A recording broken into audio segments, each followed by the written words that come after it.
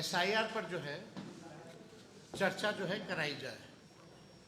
और कल भी हम लोग जो है स्पीकर महोदय से बाहर भी मिले, हम लोग सदन के अंदर मिले और अपना प्रस्ताव को पूरे विपक्ष के लोगों ने रखा।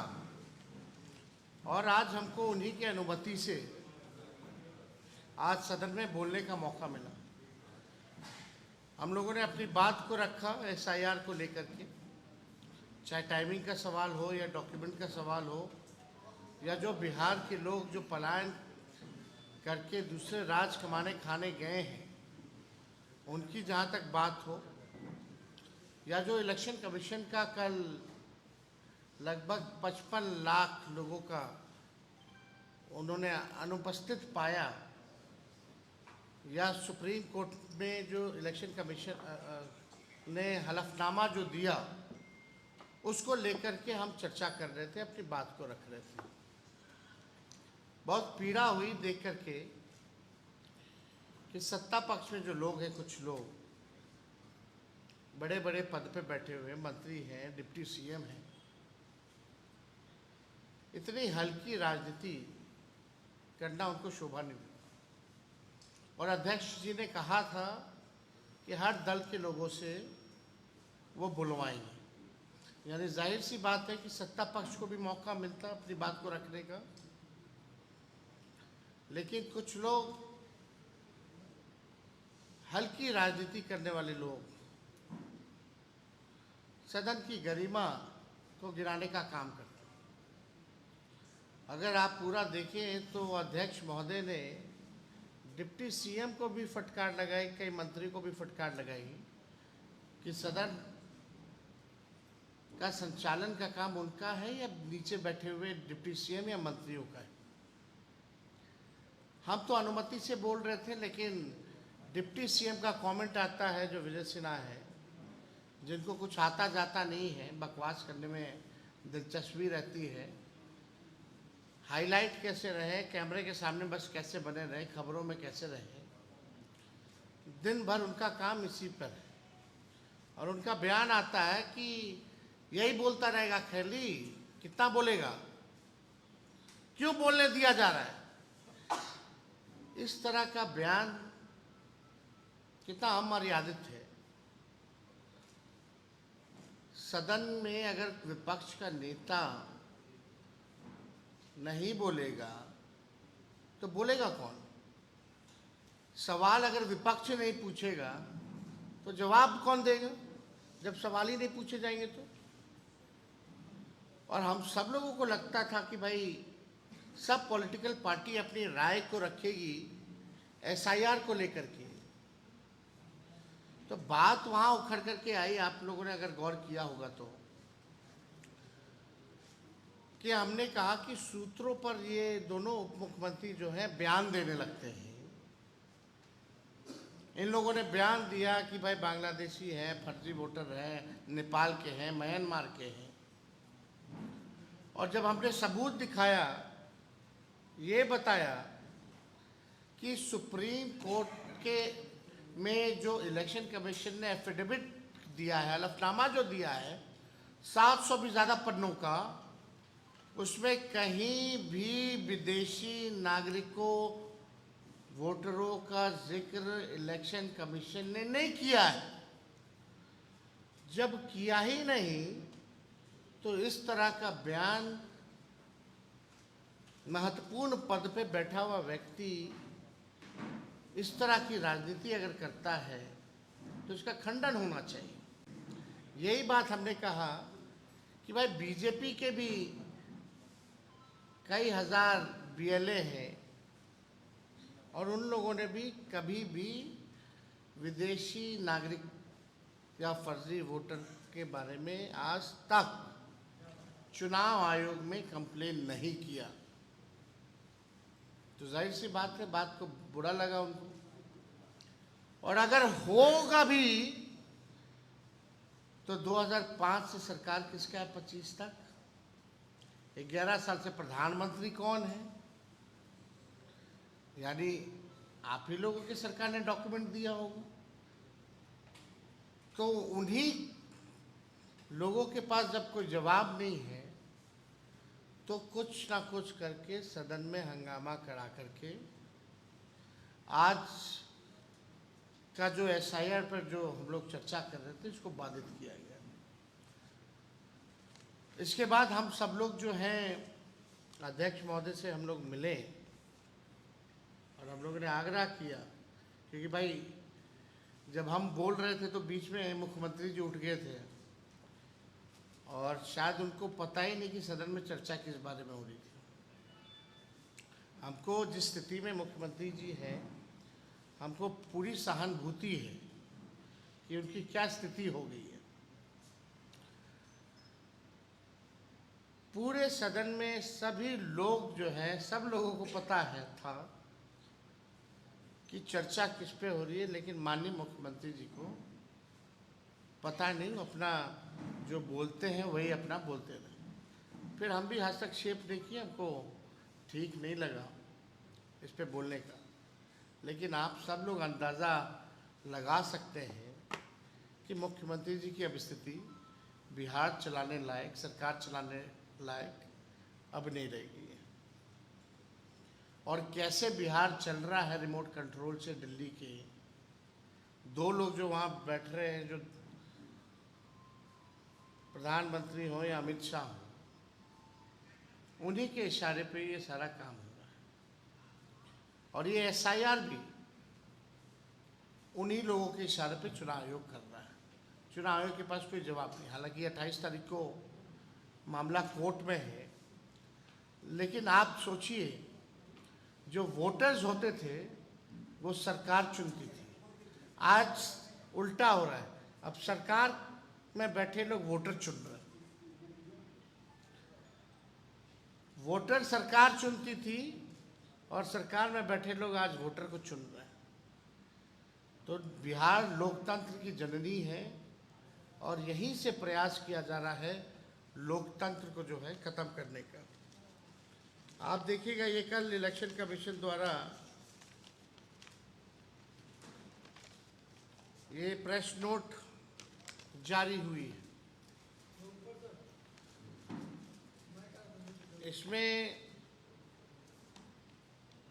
पाया गया कि लगभग 50 लाख से भी अधिक, यानी 6.62%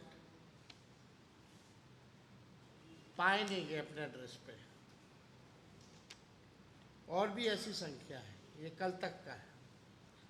यानी आप समझिए कि ये लोग लगभग 50 से 80 लाख, या हो सकता है उससे भी बेसी ज़्यादा, जो सूची में से नाम यानी काटेंगे। और हमने 1% का जिक्र किया था। अगर 1% अगर कटता है, यानी हर बूथ से 10 वोट भी, तो एक विधानसभा में 3200 वोट कटेगा। अगर एक विधानसभा में 320 बूथ है तो आप सोच लीजिए, वो 1% निकल के आता है 7,90,000, 7,90,00,000 वोटर जो है पिछले सूची में पाए गए। उसका 1% 7,90,000 जो लोग हैं। तो आप समझ सकते हैं कितने बड़े पैमाने पर लोगों का वोटर लिस्ट से नाम हट रहा है।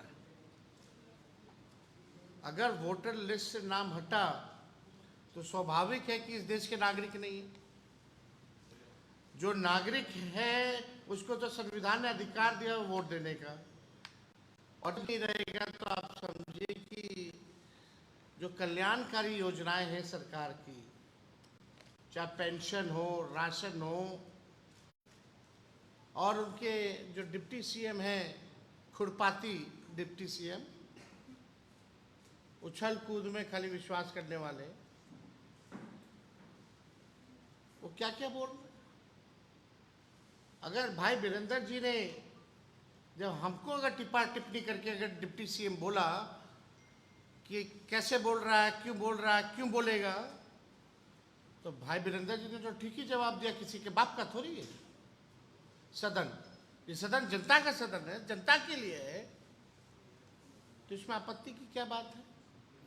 उनका नाम तो नहीं लिया इन्होंने, ना उनके पिताजी का नाम लिया। तो जो इन्होंने कहा उसमें कोई गलती नहीं थी। नेता विरोधी दल बोल रहा है, अध्यक्ष महोदय समय दे रहे हैं, तो who is he to speak? वो कौन होते हैं कि सदन को सलाह दें कि कौन कितना बोलेगा नहीं बोलेगा? और हम धन्यवाद देना चाहते हैं स्पीकर महोदय को कि उन्होंने भी डिप्टी सीएम को जो है लताड़ने का काम किया, फटकार लगाने का काम किया सदन में। अगर वो फुटेज आप लोगों के पास होगा तो जरूर वो चलाइए। और बाहर जाकर के कूद कूद के मीडिया में बयान दे रहे होंगे कुछ भी उल्टा सीधा। भाई जब मुख्यमंत्री बोल रहे थे तो आप हमको देखे होंगे, हम शांति से उनकी बात को सुन रहे थे और सहानुभूति हो रही थी कि बात चल रहा है कुछ, कह रहे कुछ। लेकिन एक सदन की गरिमा है, सदन के नेता अगर कुछ बोल रहे हैं, और जब नेता विरोधी दल और जब सदन के नेता मुख्यमंत्री बोल रहे हैं तो बीच में क्यों टपक रहे भाई? कोई मतलब है क्या? तो हमको लगता है कि जो आज सदन में हुआ वो नहीं होना चाहिए। और इतना गंभीर मुद्दा 14 करोड़ बिहार के लोगों के अस्तित्व पर चर्चा हो रही थी और इन लोगों ने अपने हल्केपन से जो है आज का जो बहस था बर्बाद करने का काम किया। लेकिन हम लोगों ने आग्रह किया है अध्यक्ष महोदय से कि अभी भी कोई दल, मेरे को भी बोलने का पूरा मौका नहीं मिला, बीच में ही जो है मुख्यमंत्री बोलने लगे, फिर ये तमाशा हो गया। तो हम लोगों ने आग्रह की है कि भाई हम सब लोगों को, हर दल के लोगों को कम से कम अपना पक्ष राय इस लोकतंत्र के मंदिर में देने का अधिकार बनता है। बाकी सब तो बिल तो पास हो ही रहा है। तो बेहतर होगा कि सदन की कार्रवाई भी ढंग से चले। लेकिन इससे महत्वपूर्ण क्या हो सकता है हम लोगों के लिए, जनप्रतिनिधियों के लिए, कि आपके वोटर जिससे जो आपको चुनता है अब वो चुनने लायक नहीं रहेगा तो क्या मतलब है हम लोगों का? तो ये गंभीर मसला था। आज हमने भी कहा कि भाई हम लोग भी चुन के आए वही वोटर लिस्ट से, प्रधानमंत्री भी बने हैं, मुख्यमंत्री भी बने हैं वही वोटर लिस्ट से, तो क्या सब फर्जी था क्या? तो ये बात हम लोगों ने रखा। तो हमारे कांग्रेस के साथी हैं, लेफ्ट के साथी हैं, आप लोगों के समक्ष बात रखेंगे। और क्या लेंगे? और हो गया, बोलिए। सम्मानित मंचासीन हमारे सभी नेतागण, हमारे तेजस्वी यादव जी, कोऑर्डिनेशन कमेटी के अध्यक्ष, और तमाम यहाँ उपस्थित हमारे इलेक्ट्रॉनिक्स मीडिया के सम्मानित साथी हैं। देखिए, ये आज के घटनाक्रम है, ये इस तरह से लगातार हम लोग सदन के नेता स्पीकर साहब से हम लोग लगातार प्रयास कर रहे थे कि वोटर पुनरीक्षण का जो मुद्दा है बिहार के अंदर, उसमें करोड़ों करोड़ गरीब जनता का नाम वोट देने से वंचित होने वाली है। हम लोग लगातार प्रयास कर रहे हैं कि सदन के अंदर हेल्दी विमर्श हो और उस पर सरकार अपना पक्ष रखे और विपक्ष भी अपना पक्ष रखे। बहुत ही प्रयास से तेजस्वी यादव और तमाम हम लोग इंडिया गठबंधन के तमाम पार्टनर लगातार प्रयास का फल हुआ कि आज सदन में विपक्ष के नेता तेजस्वी जी का बोलने का अवसर मिला और अवसर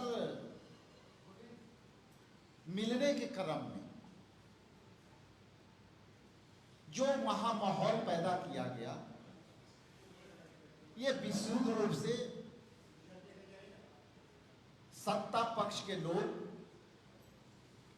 ध्यान भटकाने वाली प्रवृत्ति से ओतप्रोत थे और वो नहीं चाहते थे कि एसआईआर पर वोटरों के नाम कटने की विमर्श सदन के अंदर विपक्ष जनता तक पहुंचा पाए, उसी के कड़ी में सदन के अंदर सत्ता के पक्ष के लोग सारे ध्यान को भटकाने के लिए, सारे मुद्दे को डाइल्यूट करने के लिए, सदन को गरिमा को तार तार करते हुए उन्होंने ध्यान भटकाने का काम किया। माननीय मुख्यमंत्री का सदन का नेता होते हैं और विपक्ष के नेता अपनी बातें शुरुआत कर ही रहे थे कि सदन के नेता आदरणीय मुख्यमंत्री जी ने अचानक से बीच में खड़े होकर, जबकि उनको स्पीकर जब चाहेंगे मौका दे सकते थे, लेकिन जो गरिमा की बात हम लोग के तरफ से हो रही है उसमें सदन के नेता को भी गरिमा को ख्याल में रखना चाहिए था कि जब विपक्ष के नेता अपनी बातें पूरी कर लें तब वो सरकार की पक्ष रखना चाहते थे, या विपक्ष के नेता से सहमति या असहमति हो रही होगी तो उस पर आप उसके सवालों का जवाब आप दे सकते हैं। लेकिन जिस तरह से मुख्यमंत्री ने जो सब्जेक्ट से हटकर हंसुआ के ब्याह में खुरपा के गीत गाने लगे और सारा एसआईआर के मुद्दा भटक गए और उस मुद्दे को सत्तासीन डिप्टी सीएम ने पूरी तरह से सदन के गरिमा को तार तार करते हुए स्पीकर साहब के बार बार माना करते हुए स्पीकर साहब के शब्द सह टिप्पणियां यदि अगर कहूं तो वो टिप्पणियां में स्पीकर साहब ने कहा कि आप उप मुख्यमंत्री होते हुए आप हंगामा कराना चाहते हो, आप बैठो।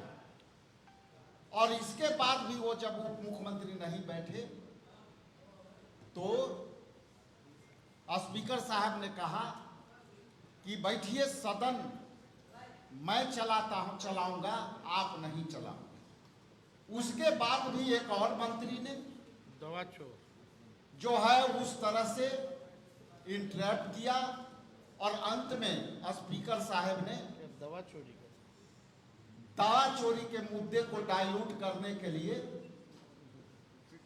उसमें उन्होंने ध्यान भटका करके पूरे सदन को गरिमा को तार तार करके सब्जेक्ट से हटा दिया। हमारा मुद्दा और इंडिया गठबंधन का मुद्दा संविधान में दिए गए वोटरों का अधिकार के मुद्दा है, आगे भी रहेगा। और 2 बजे के बाद 2 बजे जो सदन जब चलेगी तो हम देखते हैं कि हमारे नेता प्रतिपक्ष और तमाम हमारे इंडिया गठबंधन के पार्टनर को अपनी पक्ष रखने का मौका मिलता है कि नहीं मिलता है।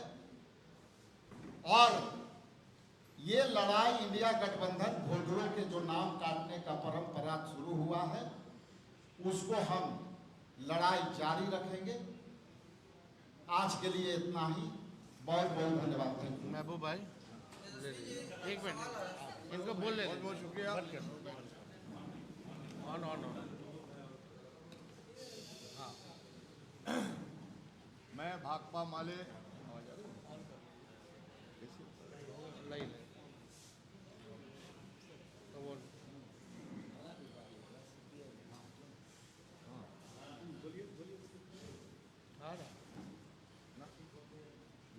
बोलिए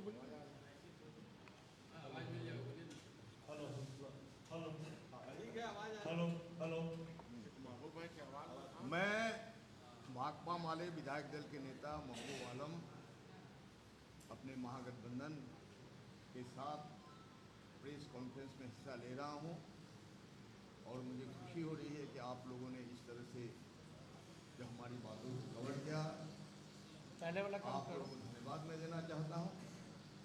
साथ साथ मैं ये कहना वो वाला चाहता हूं कि बिहार लोकतंत्र की जननी है। ये बार बार हमारे नेता कह रहे हैं तेजस्वी जी क्या, हाँ, तो अभी मैं समझ रहा हूँ कि लोकतंत्र का अस्तित्व ही खतरा में है। एक भी का वोट देने के अधिकार से अगर उन्हें वंचित किया जाता है, ये छोटा मुद्दा नहीं है, बहुत बड़ा मुद्दा है। और इस जमीन में रोजी रोजगार के लिए और शिक्षा संस्थानों में उच्च शिक्षा हासिल करने के लिए भी जाने के लिए बाध्य हैं। वो कैसे आएंगे अचानक? नॉर्मल कोर्स में रेलवे टिकट नहीं दे रही है, 22 दिन तक के लिए वेटिंग लिस्ट में उसका नाम नहीं आ रहा है, तो नॉर्मल कोर्स में एक पैसेंजर को टिकट नहीं मिला, अचानक वो कैसे आ जाए? इसलिए हमारा कहना है कि लोकतंत्र की रक्षा के लिए सबसे जरूरी है कि हमारे वोटर के अधिकार की रक्षा हो, और उस अधिकार की रक्षा और सुरक्षा के लिए हमने जो कार्यस्थगन लाया, बार बार कल भी लाया था, हम लोग लाए थे, आज भी हम लोग लाए, इस पर एक विमर्श हो, सार्थक विमर्श हो, और बिहार के तरफ से, बिहार की जनता के तरफ से जो शासक वर्ग है वो भी हिस्सा ले, उनको भी दुश्चिंता होनी चाहिए। लेकिन जिस तरह से हमारे प्रतिपक्ष के नेता को बोलने का सम्मान दिया गया स्पीकर के तरफ से, तो माननीय मुख्यमंत्री ने भी स्पीकर के आदेश की अवहेलना कर उन्होंने हस्तक्षेप किया। चलिए हम लोग उसका सम्मान करते हैं, लेकिन इनके बावजूद उनके जो उप मुख्यमंत्री है, जिस तरह से उन्होंने आचरण किया, आज का सबसे महत्वपूर्ण घटना यह है कि आज जो सेशन स्थगित हुआ, सत्ता पक्ष के सदस्यों के अभद्र आचरण के कारण स्थगित हुआ। यह हम लोग की वजह से नहीं हुआ। इसलिए हम लोग चाहते हैं, आपको मालूम होना चाहिए कि सीमांचल क्षेत्र का करीब करीब 1,40,00,000 जो आबादी है, असल में उसके जो मुस्लिम जो वोटर्स उनको टारगेट किया है, 40 लाख लोग बाहर है। आप वो 40 लाख लोग कैसे आएंगे? इसलिए ये फंस गए इस बार। निशाना उनका एनआरसी में मुस्लिम का था, लेकिन ये निशाना आ गया पिछड़ा, अति पिछड़ा, आदिवासी, दलित, अल्पसंख्यक, अल्पसंख्यकों में से एक शेरशाहवादी वर्ग है जो महानंदा, नागर और गंगा नदी के कटान से उत्पीड़ित हो गए हैं, और उनके पास कोई कागज नहीं। अभी 50% बिहार जो है बाढ़ की त्रासदी से सफर कर रहे हैं, और आगजनी वगैरह से किसी का कागज नहीं है। ऐसी हालत में हमारे क्षेत्र में कोठियों में कागज रखा जाता था, कोठियों में, जो दीमक उनका खा गया होगा। और जब 2000 के बाद ये बात के बाद स्थिति स्पष्ट हो गई कि नौकरी वगैरह मिलती भी नहीं है, किसी भी नौजवान ने अपने हाई स्कूल से क्लास 10 का प्रमाण पत्र लेने की जहमत नहीं उठाई। अभी अगर वो जाते हैं तो 2 हेडमास्टर चला गया, 3 हेडमास्टर चला गया, वो रजिस्टर दीमक खा गया। ऐसी हालत में बिहार के लोगों पर नागरिकता एक दूसरी एनआरसी है, इस एनआरसी के जरिए सिर्फ वोट देने का अधिकार ही नहीं, आने वाला दिन में हमारी नागरिकता पर भी तलवार लटक रही है। इसलिए इसकी हिफाजत के लिए हम लोग जान देने की हद तक आंदोलन करेंगे, और बिहार पूरे देश को रास्ता दिखाएगा। इसलिए हम लोगों ने भारतीय लोकतंत्र का अब तक का ये काला अध्याय है, और इस काला अध्याय में हम नहीं चाहते हैं कि ये हमारा सत्र भी काला सत्र साबित हो जाए। इसलिए आज हम लोगों ने जो बात की, स्पीकर साहब का बहुत सम्मानजनक स्थिति रही, उसका सकारात्मक है। वो चाहते हैं कि कल इसका विमर्श हो, अगर विमर्श नहीं होगा तो हम लोग इसका प्रतिकार करेंगे, प्रतिरोध करेंगे, और शांतिपूर्ण ढंग से हम लोग विरोध करेंगे। बिहार के एक एक वोटर की वोट के अधिकार की रक्षा के लिए हम लोग सड़क से संसदीय सदन तक जो लड़ाई वो जारी रहेगी। बहुत बहुत शुक्रिया है। इंडिया गठबंधन का एक पार्टनर मैं भी हूँ, CPIM की ओर से अजय कुमार। नेता हमारे बोल चुके हैं, तेजस्वी जी।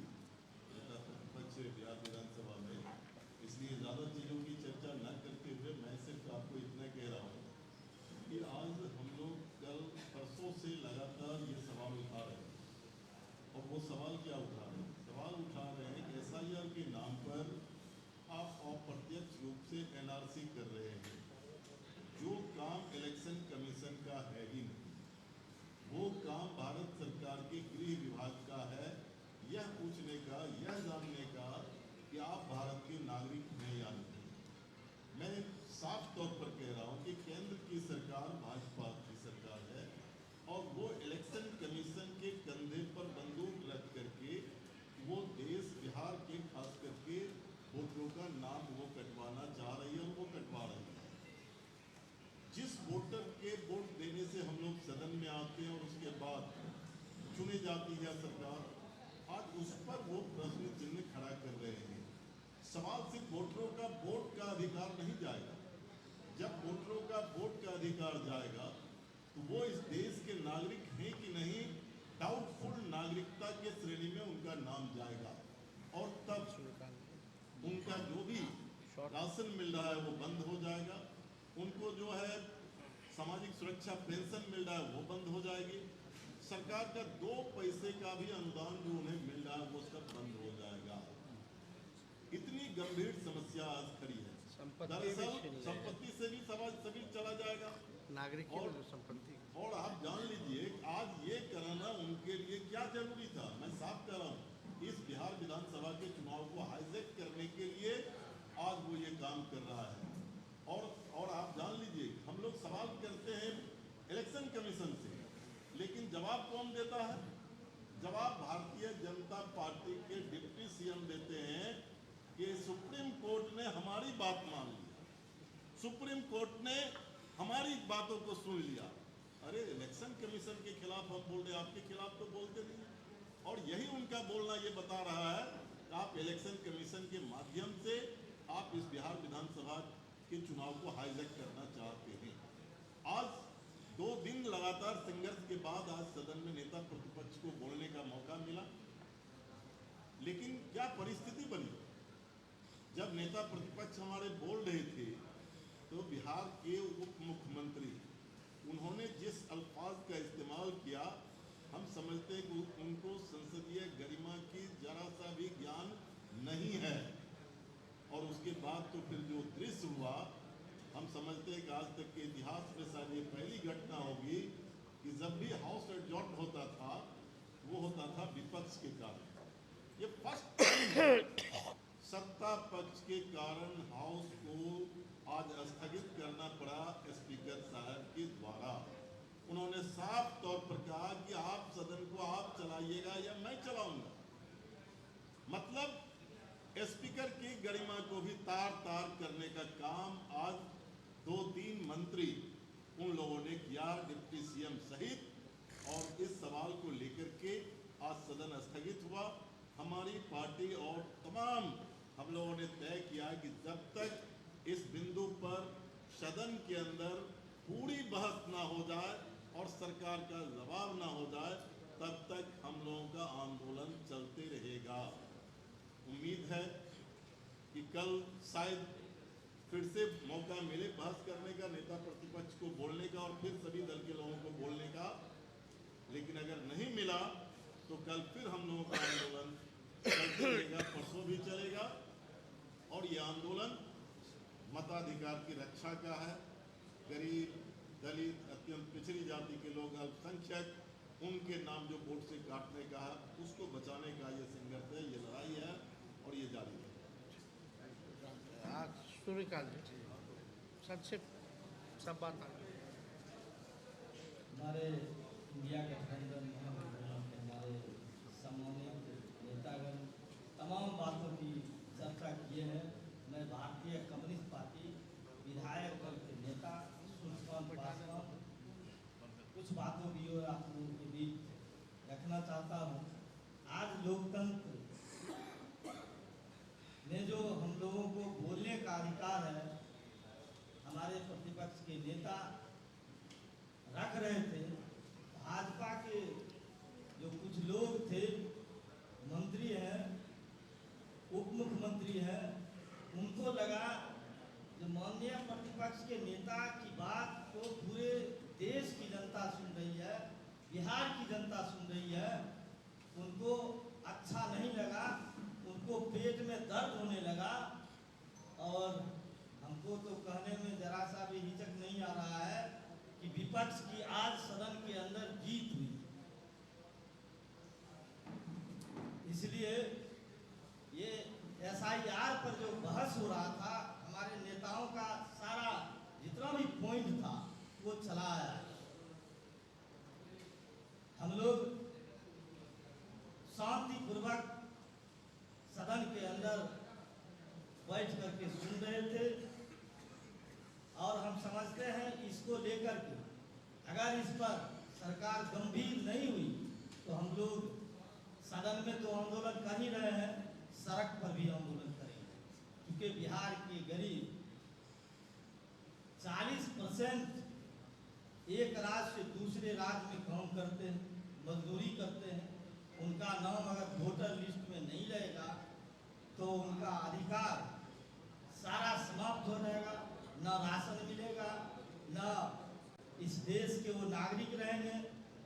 इसलिए हम आप लोगों के माध्यम से, मीडिया कर्मी के माध्यम से कहना चाहते हैं कि आपने जो 11 पॉइंट रखा है उसमें से सरल कीजिए। आधार कार्ड को मस्ट कीजिए।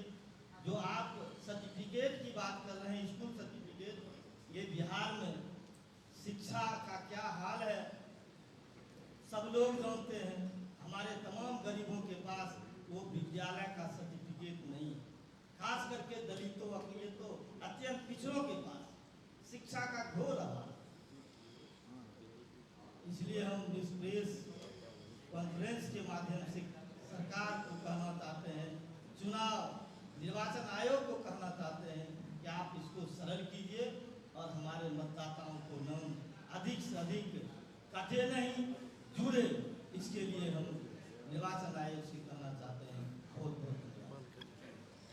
सवाल अगर कोई होगा तो 1 मिनट ऑफ कर दो, ऑफ थोड़ा कम कर लो। आप पूछिए।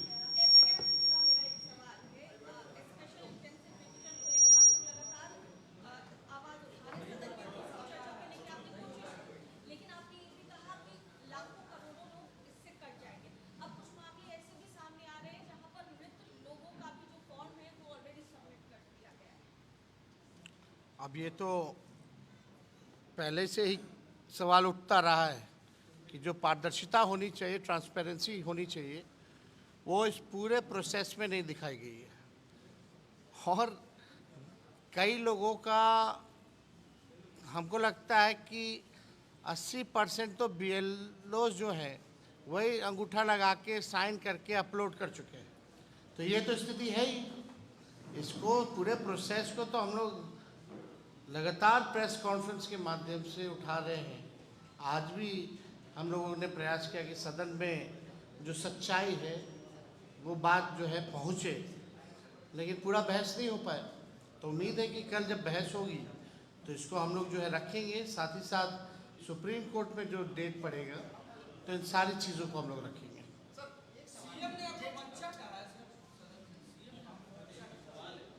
तो क्या दिक्कत है? हम है नहीं, उनके लिए तो है ही ना भाई। वो कितने साल के हैं? 76-77 साल के तो होंगे ना। वो लगभग मेरे पिता की उम्र के हैं। तो हम तो बच्चे ही ना हैं। लेकिन बच्चा जब बोलता है तो कच्ची बात नहीं बोलता, पक्की बात बोलता है। जेडीयू के एक विधायक ने एसआईआर पर सवाल खड़े किए हैं, कहे कि 18 लाख जो मर गए हैं वो तो अलग बात है, लेकिन कई ऐसे लोग उनके भी क्षेत्र में जो बाहर हैं वो नहीं आ पाए, उनका भी नाम कट रहा है, तो वो भी सवाल खड़े कर रहे हैं। अब तो जदयू के जो सांसद हैं उन्होंने भी सवाल उठाए हैं। कई लोग भाजपा में भी जो लोग हैं वो लोग भी पीड़ित हैं, लेकिन वो बोल नहीं पा रहे। तो ये तो सच्चाई है ही कि भाई आपने आखिर पूरा प्रोसेस कैसे किया। केवल टारगेट पूरा करने के लिए आपने कोई 2 फॉर्म देना होता है, आपने एक ही फॉर्म दिया। वो भी रिसिप्ट जो होता है कुछ नहीं मिला लोगों को। कल को वो फाड़ के फेंक दे तो कोई सबूत ही नहीं रहेगा। और कई जगह तो लोग BLOs गए ही नहीं हैं, खुद ही अपना अपलोड कर दिया गया है। तो कई उदाहरण, कई सबूत हम लोगों ने दिखा। दुकान में बिक रहा है, देवघर में जलेबी लोग खा रहा है, कूड़ेदान में फेंका हुआ, पटना की सड़कों पे, फ्लाईओवर्स पे, गांधी मैदान में फेंका हुआ है फॉर्म। तो ये तो सच्चाई है। लेकिन बात आज का इसलिए प्रेस कॉन्फ्रेंस था कि जो जिस हिसाब से सत्ता में बैठे जो लोग हैं, एक तो खुरपाती उप मुख्यमंत्री है, उनको तो बस अपना उछल कूद करना है, दिखाना कि वो भी कोई चीज़ है भाई। दूसरा एक मंत्री है जो अभी सज़ा मिली है दवाई घोटाले में, वो लोग भी एड़ी अलगाल गाल करके बोल रहे। मतलब ऐसा हम लोगों ने नहीं देखा। हमने ना किसी का नाम लिया, हम तो जो मुद्दे थे उसके बारे में बात कर रहे थे। लेकिन इस तरह का विषय इतना गंभीर विषय है और ये साफ दिख रहा था कि सत्ता में बैठे लोगों को कोई गंभीरता से नहीं ले रहा है। तो ऐसा प्रतीत हो रहा था कि कहीं ना कहीं साजिश है भाई। सत्ता में बैठे लोग और इलेक्शन कमीशन हाथ मिलाए हुए हैं। और हमने आपको शुरू में ही कहा, पहले वोटर सरकार को चुनती थी, अब लगता है कि सरकार में बैठे लोग वोटर को चुन रहे हैं।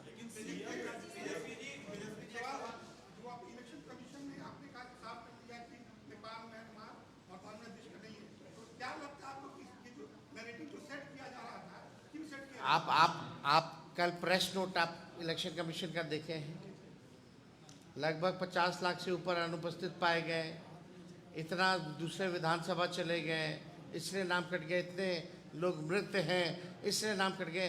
कहीं भी फॉरेनर विदेशी शब्द का अगर उस प्रेस नोट में भी जिक्र है तो बताइए, कहीं है ही नहीं। और सबसे महत्वपूर्ण बात जो आप लोग पूछ रहे थे सूत्र वाला, तो हम कुछ बोल दिए थे,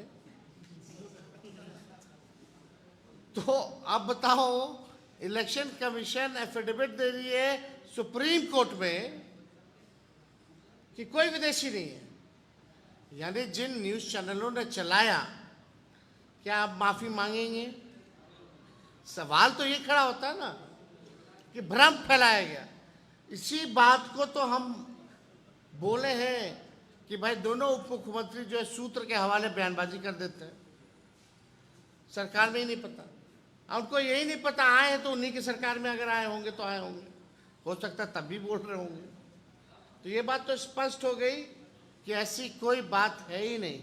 बाहरी की बात हो, विदेशी की बात हो, तो ऐसी कोई बात नहीं। तो 700 पन्नों का जो है वो दिया गया है। और ये जो कल जो प्रेस नोट, ये है प्रेस नोट, ये आप लोगों को भी मिला होगा, जो इलेक्शन कमीशन जो है SIR परीक्षण में अभी तक उजागर हुए तथ्य, इस तथ्य में कहीं विदेशी का जिक्र है तो बता दो। तो अब जो सूत्र के हवाले से खबर चला रहे थे, अब तो सवाल उन पे भी खड़ा होता है भाई।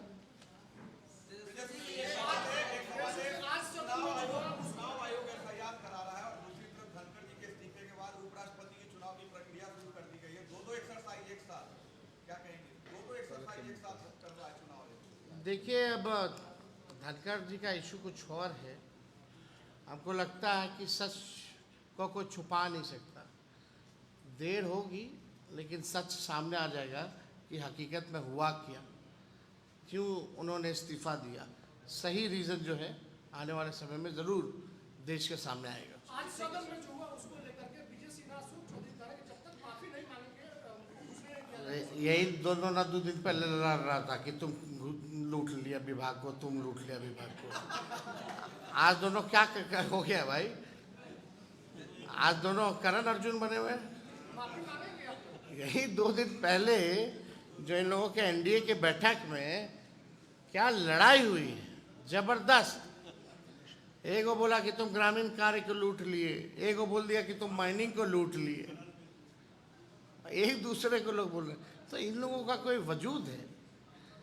इन लोग बैकडोर वाले लोग, अभी लोग दोबारा सदन में नहीं लौटने वाले।